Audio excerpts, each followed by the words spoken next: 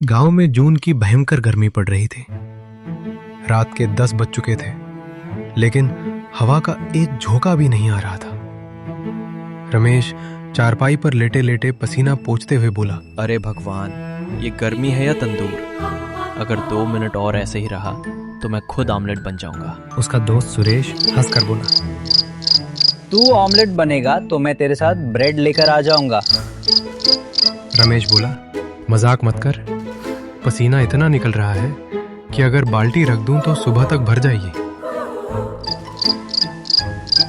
तभी पीछे से दादी बोली, अरे ओ नालायको, इतनी रात को बाहर मत घूमना। आज गर्मी की रात का छलावा निकलता है और ये बात कोई मजाक नहीं है, सच की बात है ये। मैं भी जब छोटी थी, मेरी दादी मुझे इसकी कहानी सुनाया करती थी। दादी, ये छलावा भी गर्मी में नौकरी करने निकलता है क्या?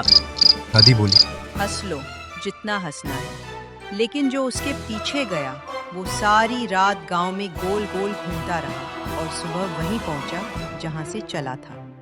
अब आगे जिसकी जैसी सोच मेरा कम तो बताना था, तुम्हारा फर्ज है उसे बात पर गौर करना। अब तुम जना ही चाहते हो तो वो तुम्हारी मर्जी है, पर मैं तो कहूंगी कि तुम आज रात घर में ही ठहरो। रमेश चारपाई पर लेटे लेटे पसीना पोंछते हुए बोला, दादी, लगता है उसे भी जीपीएस चलाना नहीं आता होगा। रात और गहरी हो गई। रमेश और सुरेश ठंडी हवा ढूंढने खेतों की तरफ निकल पड़े। चलते चलते अचानक किसी की आवाज आई। दोनों डर भी रहे थे, लेकिन क्या करें, उनको गर्मी ही इतनी लग रही थी कि उनको वहां पर जाना पड़ा और अपने घर से नहीं करना पड़ा। दोनों घूमते घूमते खेतों के बीच आ चुके। वहां पर उन दोनों के अलावा और कोई नहीं था। उन दोनों के मन में बहुत डर था, क्योंकि दादी ने जो उनको बात कही थी वो उनके दिमाग में आ चुकी थी। खैर, दोनों के हाथों की आगे बढ़ते गए। ओए रमेश, तुझे भी आवाज आ रही है क्या इतनी देर से? जो मेरे कानों में आवाज आ रही है भाई, मुझे तो सही नहीं लग रहा है यहाँ। पर मुझे लगता है हमें यहाँ से वापस ही चलना चाहिए। यह जगह सही नहीं है। और दादी ने जो कहा था वह बात भी सही लग रही थी। चल भाई, घर ही चलते हैं। अबे डर क्यों रहा है? कोई दोस्त वगैरह होगा हमारा जो हमारा नाम ले रहा होगा। चूरना सीधा चलता रहे, हवा ढूंढते हैं और कर फिर चलेंगे घर आराम से। इतनी टेंशन मत ले, उनकी बातों पर इतना डायन मत दे, चुप चल चलता रहे। रमेश, मेरे पास आओ, बहुत ठंडी हवा चल रही है। रमेश खुशी से उछल पड़ा और बोला, बस मुझे और कुछ नहीं चाहिए। जहां ठंडी हवा मिलेगी मैं वहीं जाऊंगा। रमेश ने जैसे ये बात सुनी, रमेश पागलों की तरह व्यवहार करने लगा, मनो कि उसके दिमाग पर किसी ने कब्जा कर लिया हो। अरे बेवकूफ, रात के 12 बजे कौन मुफ्त में ठंडी हवा बांट रहा है? क्या हो गया है भाई तुझे? तेरा दिमाग ठिकाने पर तो है? कैसी बेतुकी की बातें कर रहा है भाई? तू चुपचाप से घर चल, कहीं नहीं जाना।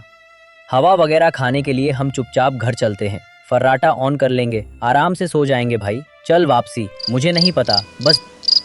दोनों आवाज के पीछे पीछे गए। एक पुराने बरगद के नीचे काले कपड़ों में एक आदमी बैठा था।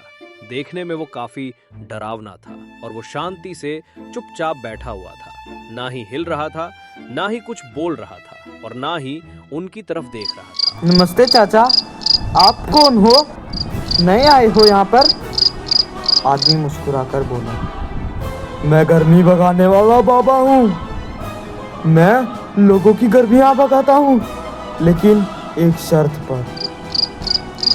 रमेश उसकी तरफ देखता है और हंस पड़ता है और बोलता है, बाबा, अगर आप गर्मी भगा सकते हो तो आप तो कुछ भी कर सकते हो। बड़े ही चमत्कारी बाबा हो आप तो।